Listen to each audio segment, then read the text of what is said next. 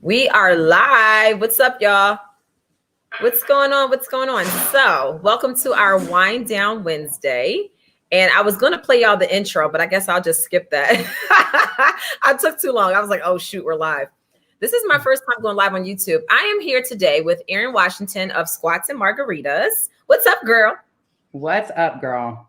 Listen, so Allie had an emergency. She had to go to the vet, and she's been there all day. So thank you so much for stepping in for Allie. And I mean, we've done things together before anyway, so people should already know who you are. But I've known Erin for like over a decade.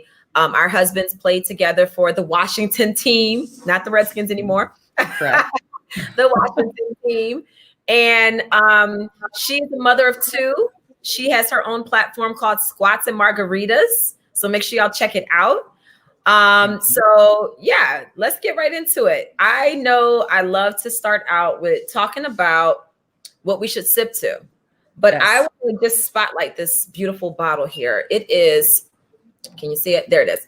It's from Brown Estate Vineyards. It's a Zinfandel, which y'all usually, I know I do cabs usually, but I'm doing this wine today. It was given to me as a birthday gift, and it is the first and only Black-owned winery in California's Napa Valley.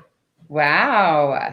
And they are siblings who started this vineyard, and they were the company that actually supplied the grapes to all of the reputable vineyards all up and down in Napa Valley for like over 10 years. Isn't that cool? And they started you can get it here, like Virginia, DC, you can get it here? Yeah, you can get it everywhere. And they were founded in 1995, and they produced their first Zinfandel in 1996. So they've been farming grapes, and they said, you know what, we're going to do this ourselves. So that's pretty cool. So I'm gonna go ahead and pour it. What you drinking on, hun bun? I found a cab, and I gotta say, I feel like it's comparable to Camus. It's a little less expensive. It's smooth like Camus. If I had to compare it to anything, it would be Camus. And it's so funny we're doing this today because I almost sent this picture to you yesterday. And I was like, I found this cab, Austin Hope. The problem is a lot of times, it's out of stock. So it's like when it's there, you got to get all the bottles. So I got 3 bottles at Total Wine. Austin Hope. It's a Cabernet. It's delicious, and I would say comparable. You can't really see it. Comparable to Camus, called Austin Hope. Nice. And look, I did the first sip of this. I've been letting this aerate for a good. I opened it up like a little over an hour ago. I wanted it to open up really nice, and it is really good. I'm not just saying that. You don't get that reaction from me for nothing, because I'm doing this with this right here. Oh my god! I am trying it. Cheers. Cheers. So, thank you all for coming in. How was your birthday? Thank you so much. My birthday was amazing. Yeah, happy birthday. Someone asked me, thank you. How was my birthday? I have been 37 for one full day. My birthday was amazing. I had all my family come in town. One of my BFFs from childhood, Nisha, who I see often anyway, but she surprised me, came in town with my sister because they all live out in California. And I just had the best time. And I just feel so like relaxed because, normally when you're hosting, it's like nonstop and just like you're crazy and all of those things. But I actually felt pretty good. We had a great weekend, and my family just started leaving yesterday. I still have some family here right now. And it was so just nice just to be around so much love, I saw you had a fire pit. I had that was very well played. I had to get everybody together. I said, hello. You would not know I love it.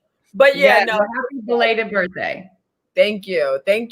So I think I'll start out with what we're going to take a sip to. And I'm going to say, take a sip. All you people out there that's watching, take a sip. If you kept your kids active and busy all day, gave them fun activities to do, got them outside, enjoyed them, and they still found a reason to whine and complain because they're little complainers. Cheers. Cheers. Yes. Chris is in the living room talking about cheers. Get him a glass. And I love how like we're doing this and our NFL husbands are wrangling kids right now. Right. Asking how long y'all gonna be live now. Yes, exactly. I got the same question. So I wanted to say I had what I was going to sip to, and it was sip if you had every member of your family in your bed last night, and that's what I was going to go with until 20. Let's do it. But yes, because I did. Okay. Yeah, darn near everyone. Yeah. And then 20 minutes ago, am I allowed to curse on YouTube? I think so. I mean, it's just, I stepped in actual shit in my kitchen. Actual. And I was like, hold on. And obviously it's my son because my daughter's 4.5. My son is 2. And I was like, where is Jace? And I found him by a trail of shit all around the house. And I said, what are you doing? He's in his pajamas. I gave him a bath. I'm confident that there was a diaper on him when I gave him a bath. And I was like, where is your diaper? I don't know. I got a bad tummy. And I was like, Jace, Monique, we have still not recovered the diaper. I don't know where the diaper is, but I know that when he went to the restroom, there was no diaper. So until I got here, I was cleaning it up all off over my floor. So I feel like I should switch it to, oh my God, you stepped in actual shit today or had it on your hands, and let's cheers to shit. Oh, cheers. Well, I can toast that. T'Challa did poop on me today when we took him for a walk by the river. So perfect. Cheers. Perfect. It wasn't on me, but I stepped in it and it was on my body. All right. Cheers. That is funny. But, as a mom and other people out there who aren't parents, I'm sure y'all can still relate. Your kids are potty trained at 6 months, and I got a 2-year-old that I have to say one thing. He's going pee on the potty, but I try, how you said, take off the diaper. Yes. And he won't like to sit in his mess. I have a weird child that doesn't care about sitting in it. And I'll come in and be like, did you poop? And he's like, like he sits in it. Yeah. So I don't know what to do with him.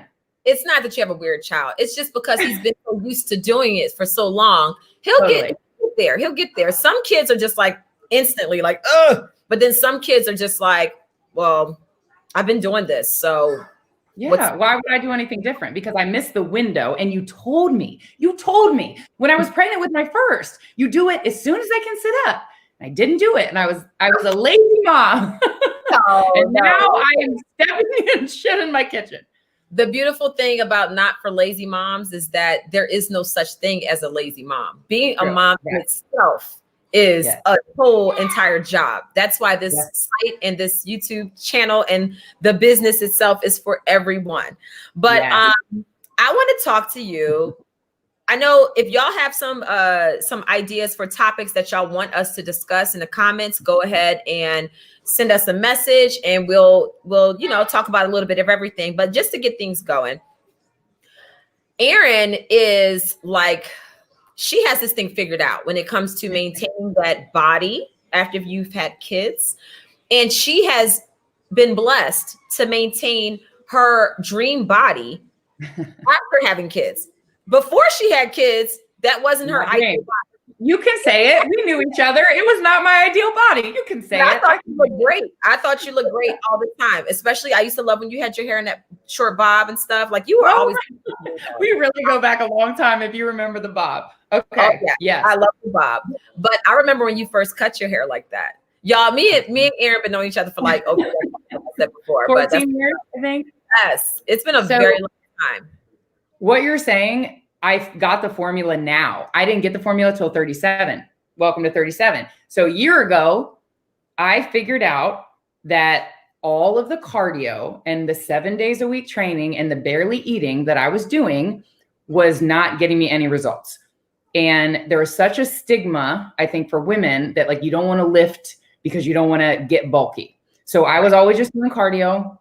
And I was an athlete in college. I played soccer my whole life. And I was always just like doing the cardio. When you stop playing like a Division I sport and you're not training like that anymore, you're going to lose. I mean, you're going to gain weight. So I gained weight after I quit soccer. And then I was like, I'm working out 7 days a week. I'm doing an hour of cardio, sometimes 2 a days. And I couldn't lose a pound. And a trainer at my gym was like, how much are you eating? And like defensively, I was like nothing. Salads. I don't even snack. I'm barely eating anything. And he's like, well, that's your problem. Like you need to eat more as much as you're working out. And for a woman, Yeah, well, you eat all the time and look at you. But I couldn't, it was so hard for me. So full disclosure, I struggled for almost 20 years with eating disorders, bulimia for 10 years. I had such a morphed body image. You telling someone that is a recovered bulimic, eat more to lose weight, like I couldn't, that didn't make sense to me. But he was like, as much as you're working out, your body has shut off. Like you're expending too many calories. So your body's like, oh my God, she's working out again. We got to hold on to everything. We better not burn it. When I started eating more and lifting heavy, I lost 20 pounds and I maintained it through 2 pregnancies. My kids are 4.5 and 2.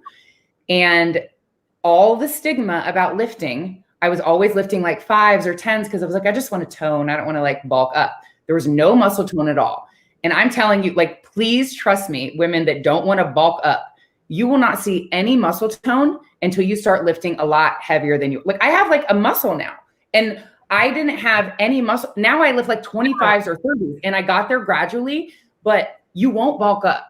And the women that is like on the Stairmaster or the elliptical, like I was for so many years, if you look around your gym, find the best bodies. They're not on the cardio machines. They're in the weight room and they're lifting heavy.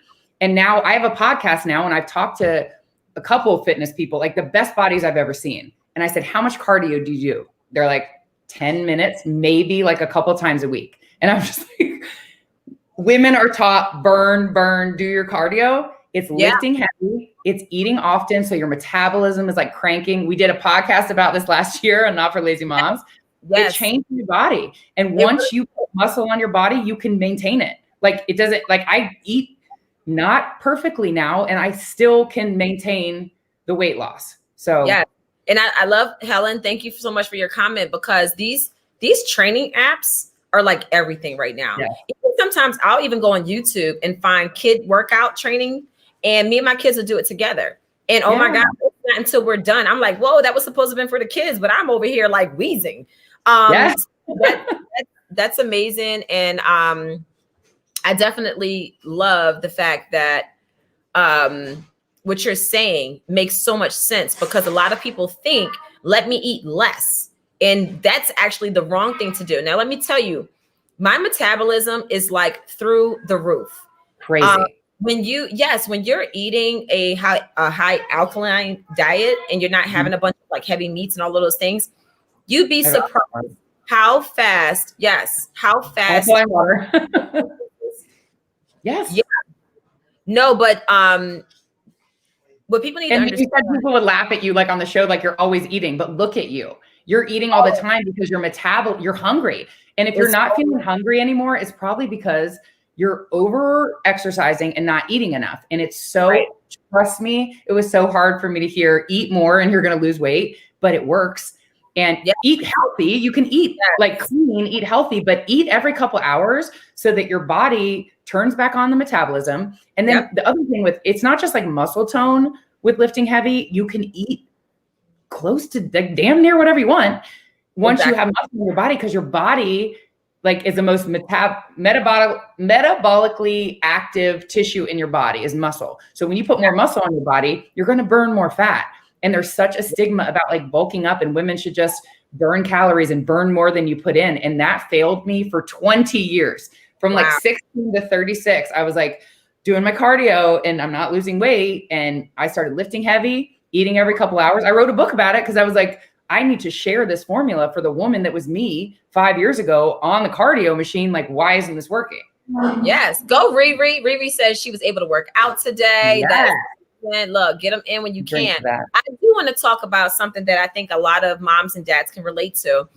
It is very hard to make sure that you're feeding yourself when you have kids. I don't care who you are. It is hard to maintain a good, healthy diet, a consistent diet when you have children, because number one, you're nonstop all day making sure that they have everything that they need. And then number two, you can fix them a whole plate full of food. They will sit there right in front of you and eat that entire plate. And then when you're clear, you will turn around and make your own plate. And then once you sit down ready to eat, here they come. So guilty of a lot of times is I know that the ideal time of day to eat is between 12 noon and 7 p.m. But sometimes I can't eat until after they go to bed because I'm going to be disturbed. People are going to be all up in my plate. I won't eat a full meal. And then it's like, okay, now I got to get them in bed. And then, so does anybody out there, can anybody out there like relate? I even tried to eat salads in front of them. Like, oh, they're not going to want this. What? All up in my salad. They want it if you're eating it. That's how I learned how to feed my toddler. I feed it to myself. Chicken nuggets, mac and cheese, fruit, milk. It's like all the stuff I want them to eat. And I put it on my plate and I'll be sitting, I feed it to myself. And they're like, I'm gonna have one. I was like, no, it's mommy's. Can I have one? And I was like, and I give it to them. And Nanny told me that trick and they eat it. So I pretend like it's my meal. But your eating hours, like you did my podcast a couple of weeks ago, and I've been trying because look at you and you feel so energetic with it's intermittent fasting, right? Yes. Basically. So yeah, and you're like more mentally clear. Yes. It's so hard to do it for me. And I have been told like it's easier for some people than others. Like I eat all the time, but I've really been trying to be cognizant of like my eating hours, and I'm drinking a lot of cucumber water since you came on my podcast. Oh my God, it's the best. It's the best. It helps you to chug the water down, and you don't like you're forcing yourself to drink it. It actually it's refreshing. I love the.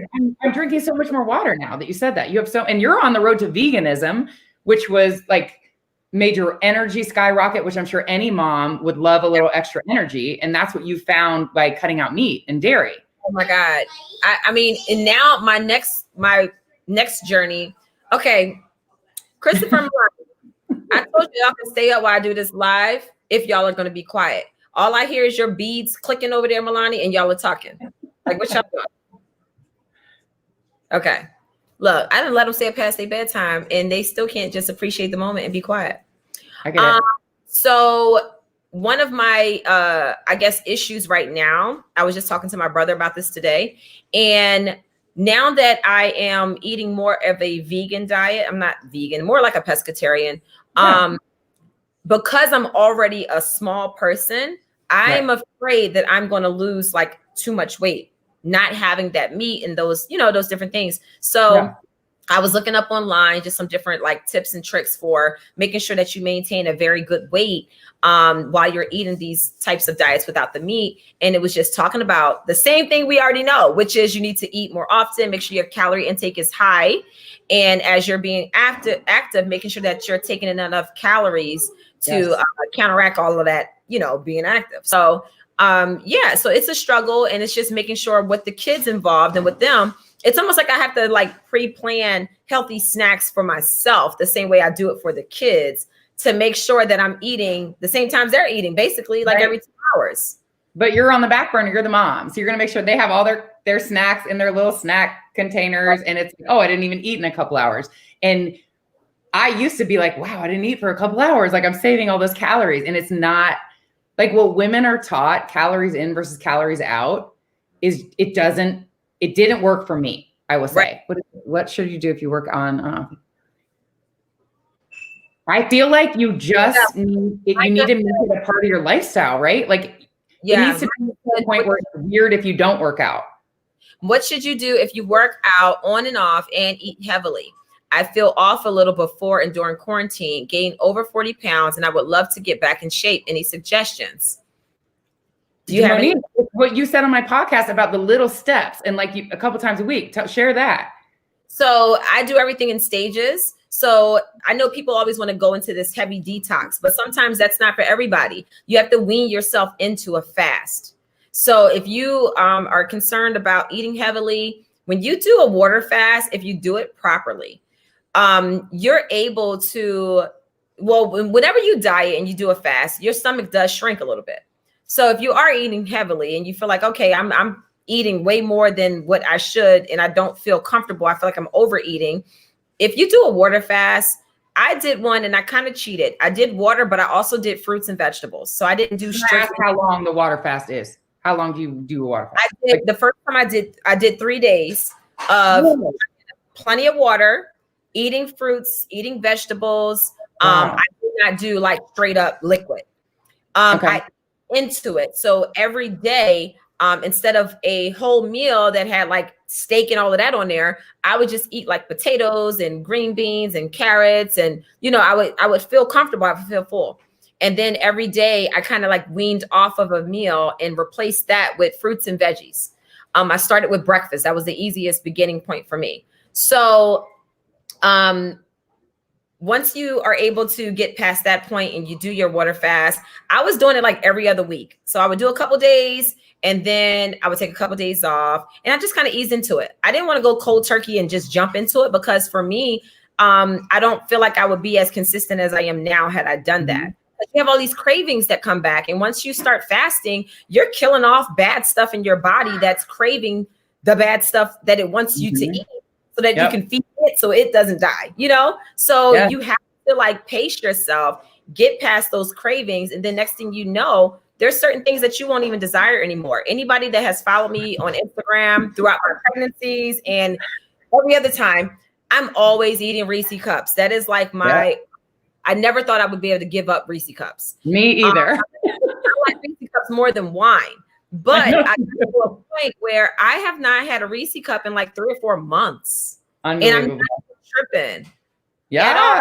You would say that you would eat like the whole 12 pack. Like, I knew how you ate them. You would like eat the chocolate, you freeze them, eat the chocolate around it, and then eat the peanut butter. And if anybody can, this is such a testament to like just doing it slowly. The fact that you're off Reese cups. Yep. I'm shocked. Yeah, it was a slow and gradual thing, but it really worked for me because I was able to fully wean it out of my system. And I think that's what people miss sometimes, is that you're trying to wean stuff out of your system. And some stuff is very mental. Like, I thought I could never go without eating meat. I thought after I weaned off chicken 4 years ago, which, let me also say this, this past season on the show that I'm on, Real Housewives of Potomac, they showed me at Ashley's Sip and See eating a big piece of what looked like was chicken, but it wasn't chicken. She actually had all vegan food there. So it was vegan chicken. So I have not had chicken in 4 years. So, so basically almost 4 years. So basically I never thought I could get to a point where I couldn't do beef. I was like, I'm always going to eat meat. I'm always going to eat beef. I can get rid of chicken. That's fine. But beef, I haven't had it in like 5 months. And your kids too. You make it a part of your kids' lifestyle. Yes, my kids too. So, but you did it gradually. So it wasn't something that you were like, I can't handle this. Like, I'm just going to give up. You said, I think you said like, we used to have chicken every night. We're going to have chicken 4 nights a week, then 3 nights a week. And if you do it gradually like that, which I think is such great advice, then it's like, you don't even miss it because you did it gradually. It's not cold turkey. And it's something that you've taken out of your lifestyle. It works. And you work. Just say, hey, for this year, I'm going to work on removing dairy from my diet.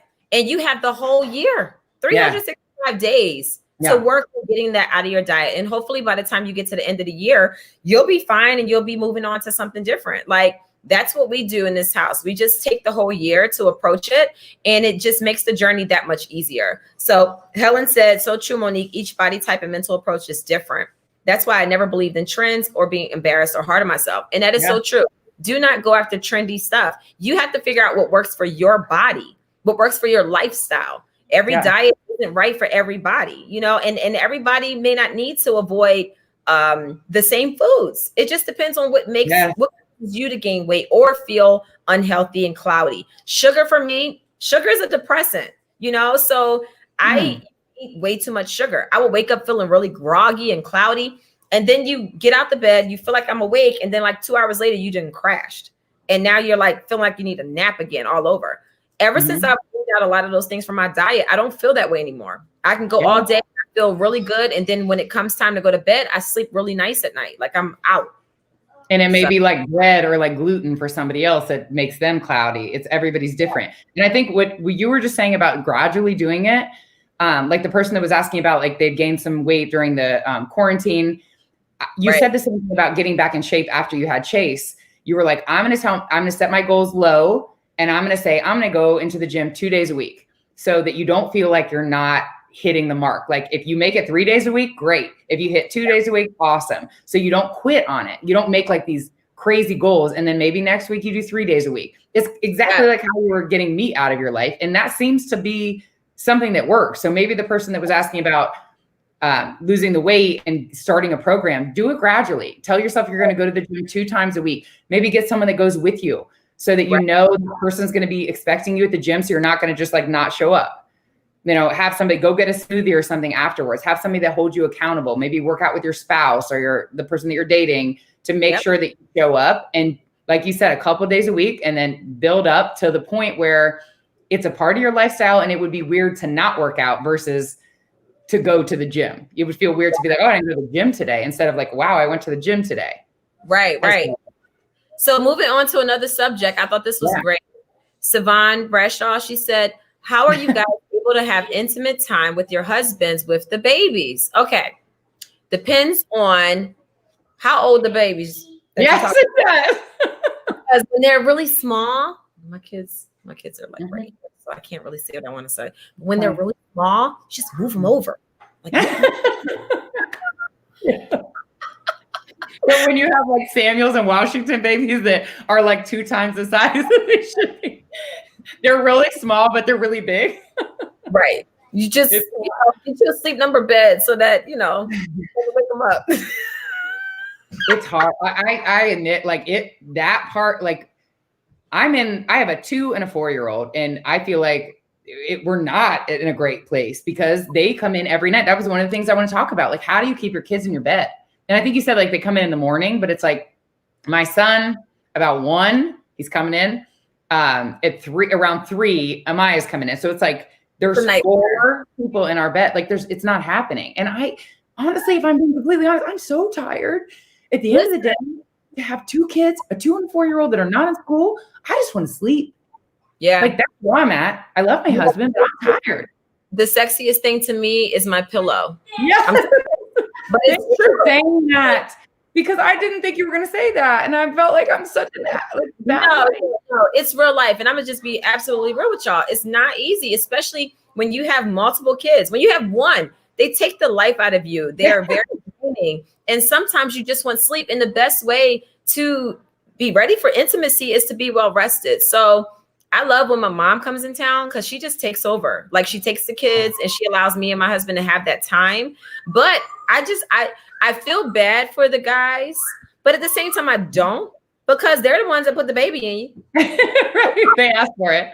I know, but I got nothing left at the end of the day. Like I know both of our kids are home. They're not back in school yet. And I love my husband, but I was like, if it's 10 o'clock and both my kids are down and I'm like, I could sleep from like 10 to 7. That is so much more appealing to me than anything else.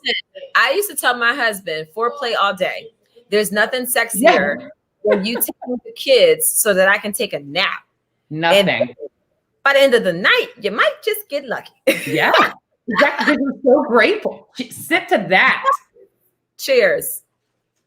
That is that's so much truth that you just dropped. Like when my husband takes him for like a couple hours and he comes home, like I'm just like, I'm hugging him. I'm like, oh my God, I got so much done. And I feel so grateful and like attached to him. And like, yes, exactly. I hope some men are watching this. And then I will say, intimacy is definitely hard when you have kids, but the more they're on a schedule, it's a little bit less challenging because the kids are going to bed at a very guaranteed certain time. So at least you know, especially once they start sleeping through the night, at least you know they're out and now you can cuddle up and do whatever you need to do once they go to bed, and you're looking forward to that time. So you got to eat into it. You got to sort of schedule time, you know. I know that. And you're dating and like you just wanted to be with that person, and like no matter what, like it changes when you have kids, especially young kids, because like your priorities, like you're responsible for them. Like my son is like, I'm responsible. He's still in a crib. He doesn't potty train. Like I am responsible for his like basic needs.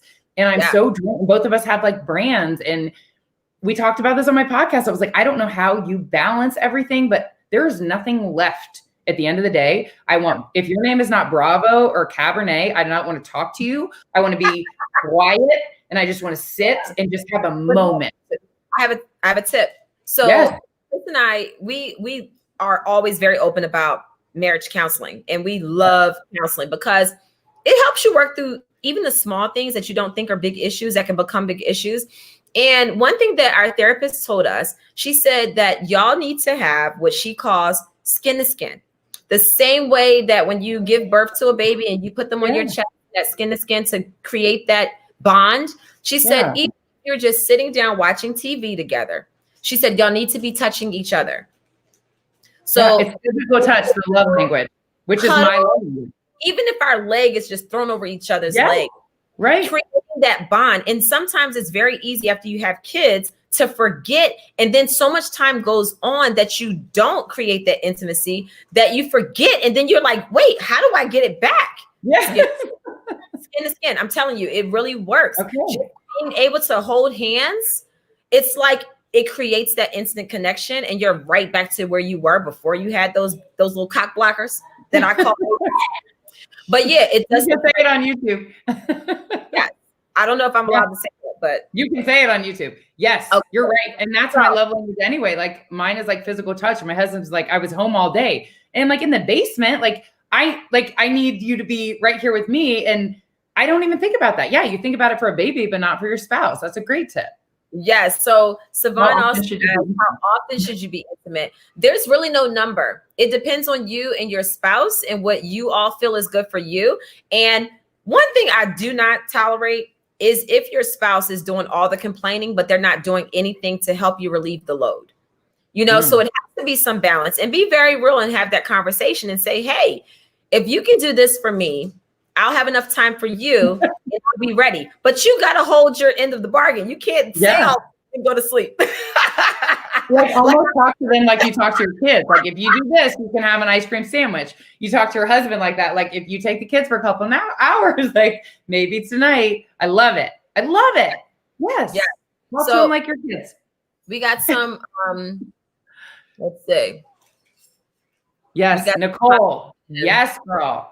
She gets them both to sleep. She doesn't want to be touched anymore. I get it. I know. Everybody's been touching you all day. Yes. Clarice said, leave out the room after they fall asleep. Oh, definitely. My kids are 7, 5, and almost 2. The 7 and 5-year-old, they put themselves to bed pretty much. They like for me to come up there and just kind of kiss them and tuck them in and say goodnight. But they put themselves to sleep. I don't do that anymore with them. Chase, on the hand, he's the youngest. He gets put to sleep. But as soon as he falls out, it went from stages. I had to used to walk the room and pat him to get him to go to sleep. Then I used to have to lay him in the bed and pat him to get him to go to sleep. And he'd be screaming. And then sometimes I would give up and I'd be like, okay, come on. And then I'm patting him and then I lay him down. Now, as soon as I lay him in the bed, he gets all cuddled up. Sometimes I sing to him. Sometimes I put sleepy time music on. I pat that little butt and he's out. Like a light. I have a 2-year-old too. Same thing. He'll go out, but it's like a couple hours later. I know, like 1 o'clock in the morning. I hear him, and then in my mind, I'm like, it would be easier if I just bring him in my bed and I can go back to sleep. But then I'm teaching him that if he stands up and goes, he gets to come out.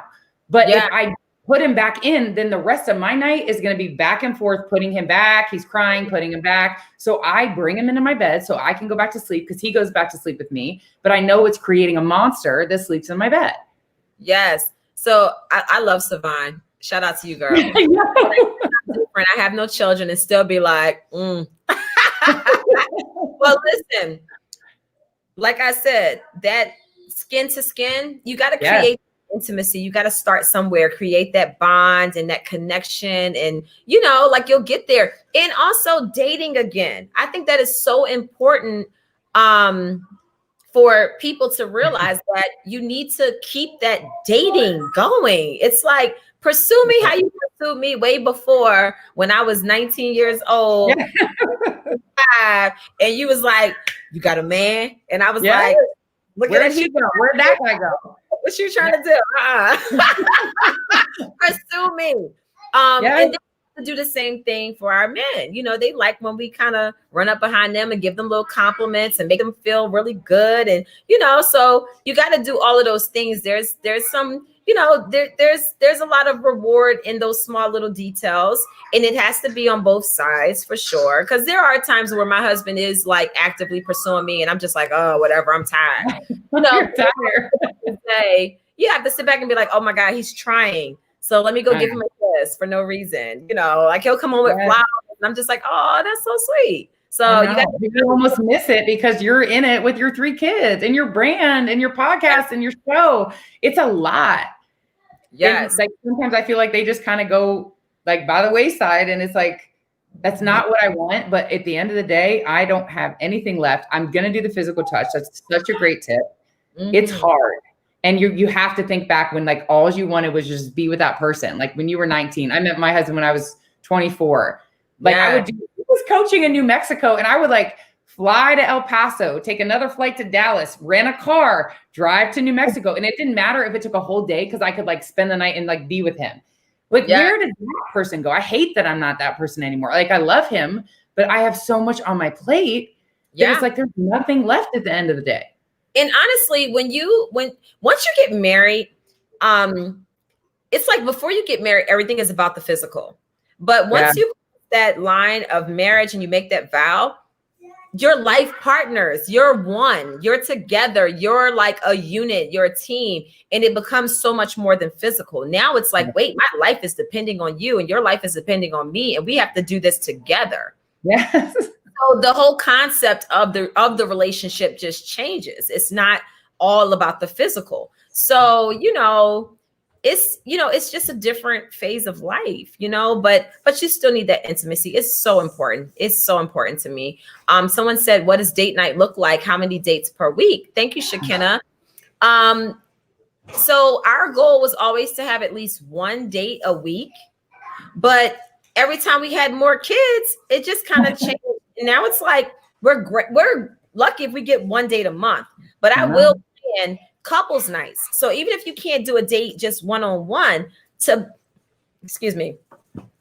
be around other couples and you're able to express those feelings and emotions and what you're going through. And then you realize like, wow, I am human and this happens to everybody. It does make you walk away feeling more grateful for your situation. It may not be 100% perfect like you want it to be, which nothing ever is, but it does make you feel a sense of gratitude. And you, my son is. Which one? Chase. Oh, can I see Chase, please? You know how I feel about Chase. He took a nap while he was, come here, baby. It's okay. Oh, yay. While he was getting his haircut. And he doesn't nap anymore. So it kind of throws him all the way. Oh my goodness. Say hi to the people. Say hi. How have we not gotten our sons together? They're both 2. They're both the cutest kids in the world. Even down here, raise your hand up and wave hi. You gotta wave when you can see. Hi, buddy. Go. So sweet. That's my pumpkin man. So sweet. I call him my caveman. He's hilarious. When he says my name, it's like mommy. He means business. Now he'll say it because he's like, oh, you watching me. But so you know how it is. You have to kind of like deal with life with the phases that come, and then you regroup. That's why they always say the definition of balance is redefining what balance means to you. Yeah. So you have to just keep redefining that, and you'll have those moments where the scales are even and you're like, okay, let me take this opportunity to plan something nice or do something for us. So just, don't compare what you got going on to what you think other people got going on, because trust me, the grass ain't always greener. No, I know. That could be a whole nother episode. Yes. Chase, you were the cutest. Hi. Do you all have nannies to help with the workload? So in my household, we don't have a full-time nanny. I have a nanny who comes during the week for a couple hours to help me while I'm getting business done, while my husband's handling what he has to do. We have someone that comes to the house, and really she's here for Chase because he's the most dependent. He's the youngest one. I'm currently homeschooling. So I actually pulled my kids out of public school and I'm doing the curriculum. I'm doing all of that with them. So when she comes, she has Chase so that I can focus on the other 2. So mommy mode never ends. Whether I have someone helping me or not, it never ends. It's just relieving the stress from one area while I'm focusing on something totally different. So the work in this house is always going. It's never ending. That's just me personally. How about you, Erin? So full disclosure, like I had a full-time nanny before COVID. And it had nothing to do with COVID. She got another job. She was going to be a nurse practitioner right before COVID hit. So since March, I have a 2 and a 4-year-old home 24/7. They do Montessori, so they could go back to school now, but like your husband, my husband's a retired athlete. Like he's home. They both coach high school. So like he'll take my kids for a couple hours, but no, I don't. No, I haven't had help. And I just got a little bit more on my plate, like work wise. And because my kids are so young, like 2 and 4, I'm working from home, but they see me and they're like, mommy. And I'm like, I was telling you, like, I'm always like, just 1 second. And then at night, like I will cry and I will pray for like, be present tomorrow. Like your kids just want to be around you. They're not going to feel like that forever. But then the next day comes and I'm like, what? Like I'm trying to balance it all. Short answer, no, I don't have help. And I'm like treading water every day. Yes. Mompreneur Danielle said, yes, my husband and I haven't been on a date in a long time. Life is so busy. However, I'm trying to find the balance. And listen, that is the life of every last one of us. Don't look at social media and look at pictures of families like this. And they're just cheesing and they're just like, oh, I love my baby so much. That's BS. All of us have kids. They all get on our nerves at times. And it's nothing wrong with just being real and saying that. And if Monique, you have, that's why when you were on my podcast, I was like, I need you on to tell me how you balance it all. And you were like, I'm in the same boat. Like it wasn't shown. A lot of the scenes that were shot with, oh my God, you're the cutest thing I've ever seen. I'm sorry. All the scenes that you shot where you were like, hold on, Chase. And like, maybe it wasn't shown. So people were like, oh my God, she's handling it all. But you were like, I'm in the same exact boat. And it made me feel so much better. Yes. And please, like y'all are going to get the real deal when you watch Not for Lazy Moms, because at the end of the day, if you go to my website, notforlazymoms.com, you'll see some of the things that I do with my kids. You'll read some of the articles. We have confessions and everything else. And like, one thing that you don't see on the show is that Chase was a baby. He was 8-9 months and I was making his baby food. So while I was filming, I was in the kitchen making baby food for the week. And then I'm doing all that I'm doing and still handling my business. I had the live podcast, my other 2 kids doing hair. That's just stuff that we do in the house. That's not even including my business stuff. So, and I refuse to sacrifice some of the goals I have for my kids for anything else. Like none of my kids have ever had jarred food. So I made sure that I made them baby food. That's just something that I always wanted for them. And I wasn't going to sacrifice the time that I needed for that, for anything else. So, and because it wasn't shown, people assume like maybe somebody else is doing those things, but you're doing those things. Listen, at times I had help and at times, most times I didn't. But I just roll with the punches. I do what I have to do, even if I don't get any sleep. And when I look back on the show, actually, I look at how exhausted I looked. I was so tired. Like it was a lot, right? I'm tired. Night time, right? You want mommy back. Yes. So yeah, but I tell you, Danielle, it may have been a long time, but just try to find one date on a calendar. Get a family app where you have a calendar where you can see what's going on. He is so. I love it. I love Chase. Get a family app, or maybe you could share your calendar with your husband. He puts whatever he has going on. You put whatever you have going on, and then block out a date. You know, get someone if you can to watch the kids, and that's the time where y'all just go reconnect, because you definitely have to have that connection. That's so important. Yes. So important. 100%. Somebody wrote a comment that I want. Okay, right here. I'm a stay-at-home mom, and it sucks to be guilted for needing help to do things for myself and get back into personal training, nonprofits, etc. But I could benefit from a few hours a day each week. And I don't know what it is about moms these days. And I think it's getting better. But there's so much judgment when you say I need help. And there should not be judgment. Being a mom is probably one of the toughest jobs ever. And so, how you're a mom and you know how tough it is, and you're going to shame or make another mom feel bad when you know how hard it is. And they know behind closed doors, they're struggling too. Yes. So I don't appreciate it. We don't stand for it here at Not for Lazy Moms. And we'll do more. Okay, Chase. We'll do more articles about that, because I really think that people need to realize that every one of us need help. We can't do this alone. They used to say it takes a village to raise a child. They don't say that anymore, but that saying still applies. Trust. It really does. So be encouraged. Don't ever feel like you have anything to prove to anybody else, and that if you need help, get that help. Right, Popo? Yeah, if you can afford the help. Somebody told me that, like, if we could afford the help, I would have the help. But I was feeling so guilty about having help. And I was like, I have these moms that are going to work like 9 to 5 and they don't have help. So like, I shouldn't have to have help. Because who's watching the kids while they're at work?